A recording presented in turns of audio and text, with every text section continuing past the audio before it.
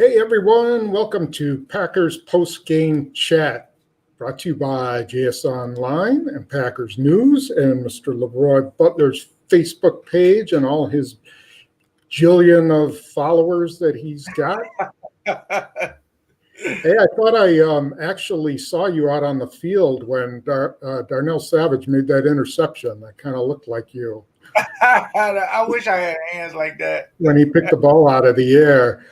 It was quite an interesting game. It looked like it was in hand, and then all of a sudden, boom! Here come the Eagles. Yeah, it seems like it's always a tale of two games for the most part. And I know the fans are thinking, "Wait a minute, it's 23-3," and things just kind of happened in like a couple minutes. Things got a little tight, but congratulations, Aaron Rodgers, 400 touchdowns, the fastest, 193.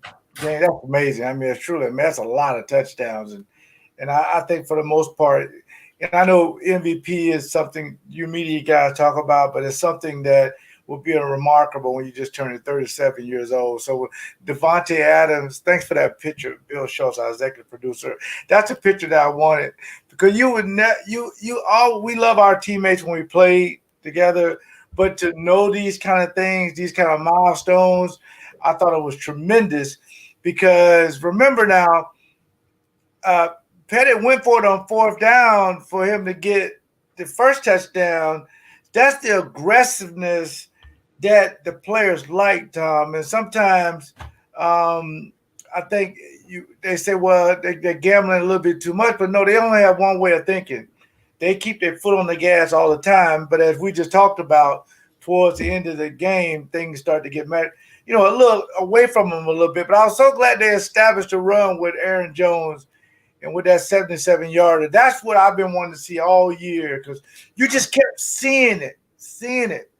And, and I didn't really understand. I thought that Runyon was going to start, but they did it, Tom. They shuffled the line a little bit.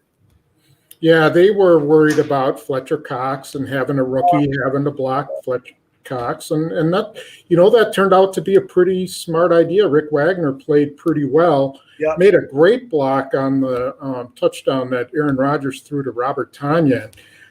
Just drove his guy into the ground right in front of Rodgers. Otherwise, that's cool. A sack. Yeah, what's really funny, it cracked me up. I was just listening to Zadarius Smith's Zoom call, and he said that he and Preston Smith and Kenny Clark went to Pettine during the week and said, hey, can you just simplify it and let us get after the quarterback like we know how to get after him? And sure enough, they got 7 sacks out of him. The first thing I thought of was you going to Ray Rhodes, you going to Fritz Sherman. Yeah. I mean, sometimes it takes – well, usually you went through me, but so that you didn't get in trouble. And I got in trouble. But it's really kind of how sometimes you got to listen to your players, don't you? Absolutely. I mean, most generals are great generals because they have some great privates and sergeants and captains. And I think for the most part, you see Kiki getting 2 sacks.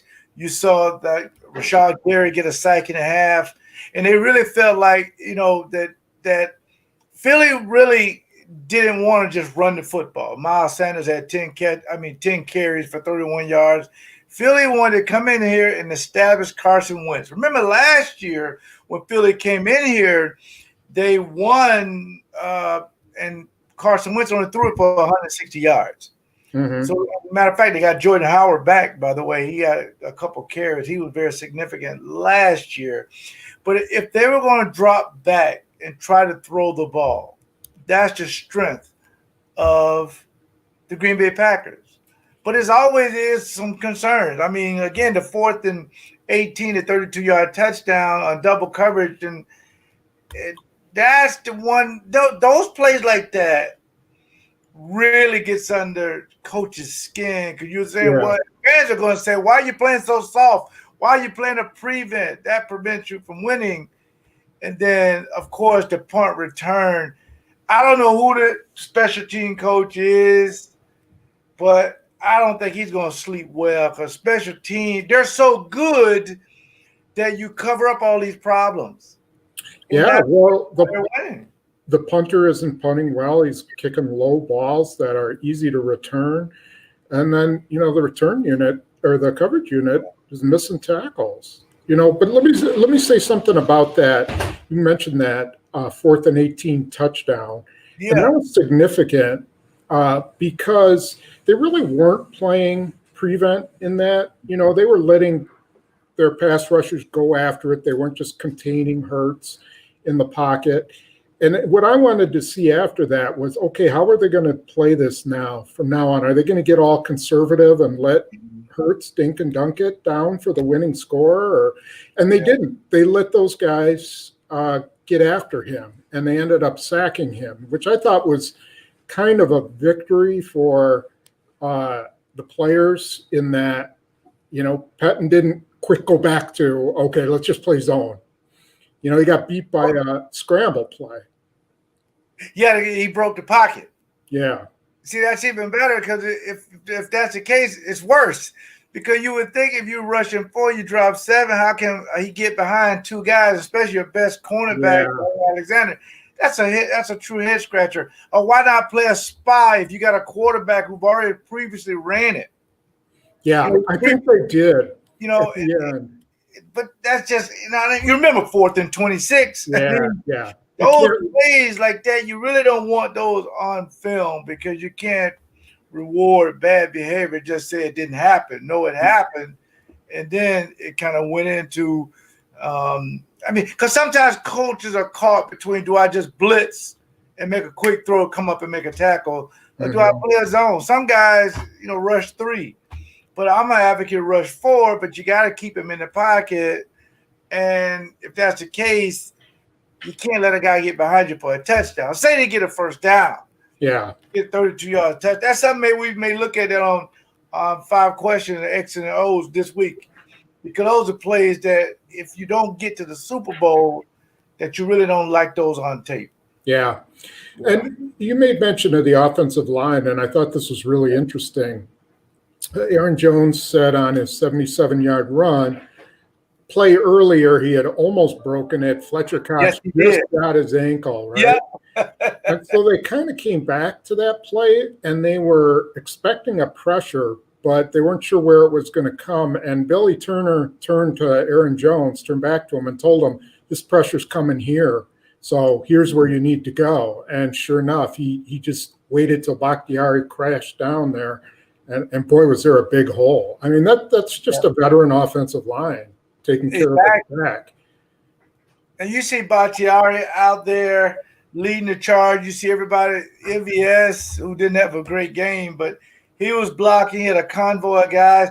Normally guys just run out of bounds, but Aaron Jones and the guy is just a savvy runner. And he's a tough runner. You know what? He broke a lot of tackles, Tom. Most of his yards before that 77-yarder was after the first hit. He avoided a guy because the guys were shooting these gaps.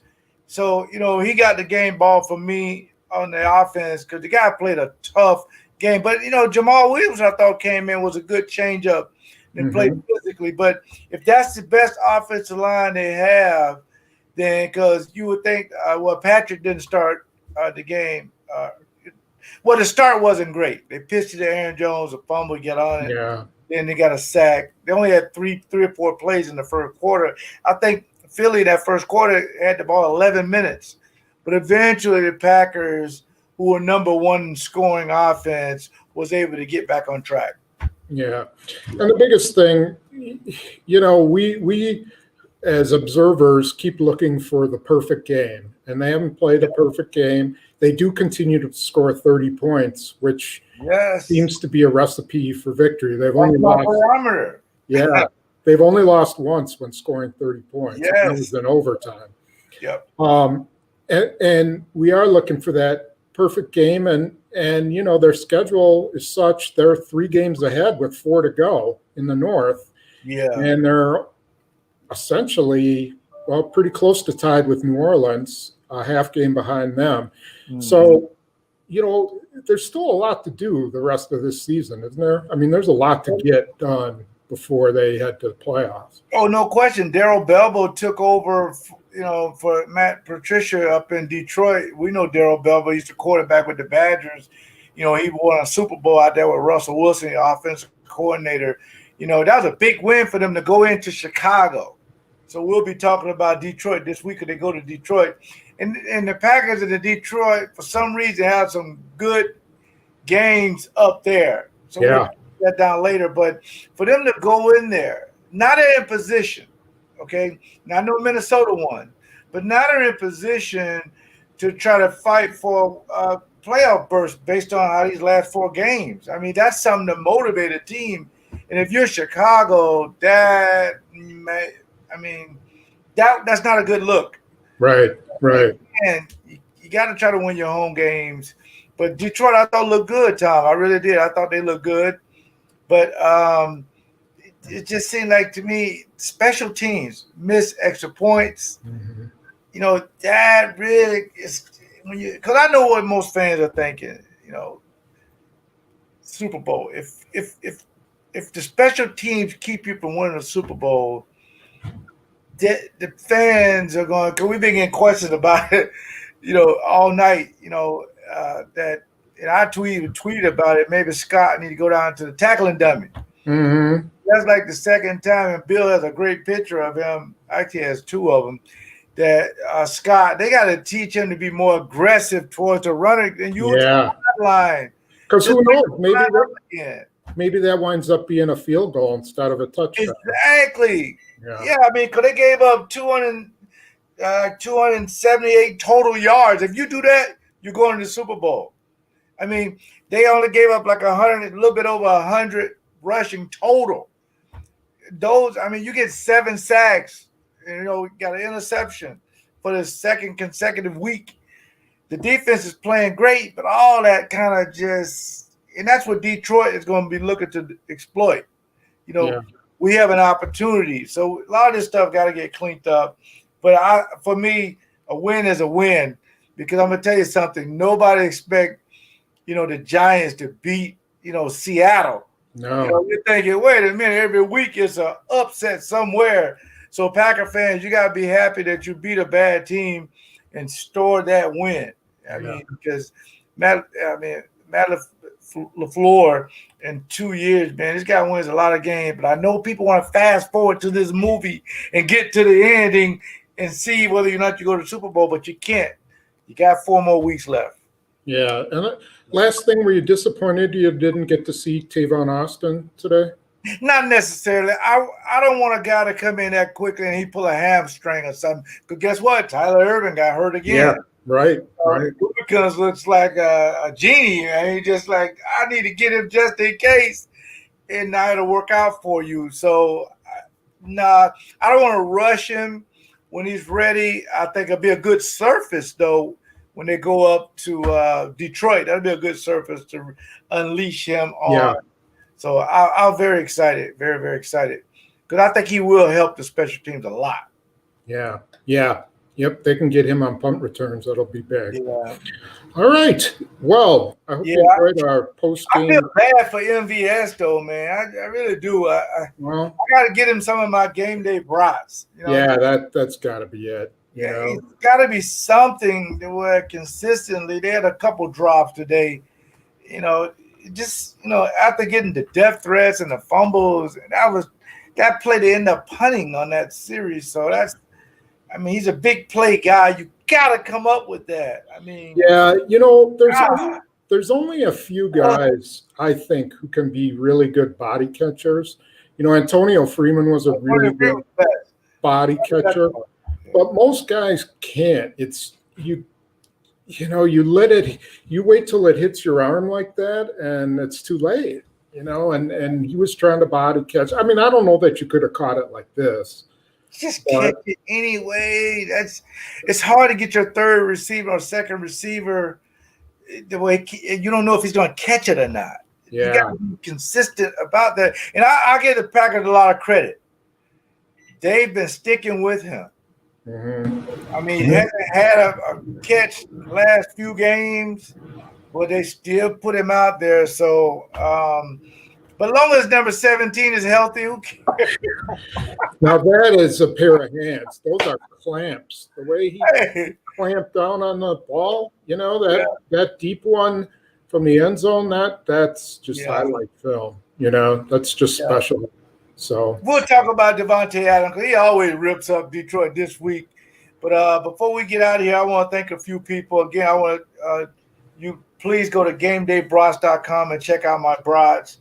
The Jewelry Center. I mean, Dean Murray is truly amazing. Pick and Save, thank you very much for everything they've been doing for me. Ivanhoe Pub and Eatery. If you're ever in the Racine area, you can call them and pick up curbside. And if you need a book for bullying, I have one of the best books. It's only like $10. You can purchase it. They're selling very well. Thank you very much. And our newest sponsor, FrankieWreathCompany.com. That's David Bakhtiari's wife. And you can order. We ordered one of the wreaths. Tom, it has lights on it. It's really cool. So, everybody has to have a nice wreath on their door. So Christmas is around the corner. So if you want to buy your neighbor a nice gift, just ship it to their house. And they're all handmade and they last forever. They last forever. Best investment you can buy. Take that other wreath down that smells like squirrel hair and all that. Get rid of it and put one of Frankie's wreath companies up. beautiful. Thanks a lot, Tom. I really appreciate it. All right. Thank you. Thanks to Bill. And don't forget to catch us on X's and O's and 5 questions during the week. Yes. We'll see you. Bye.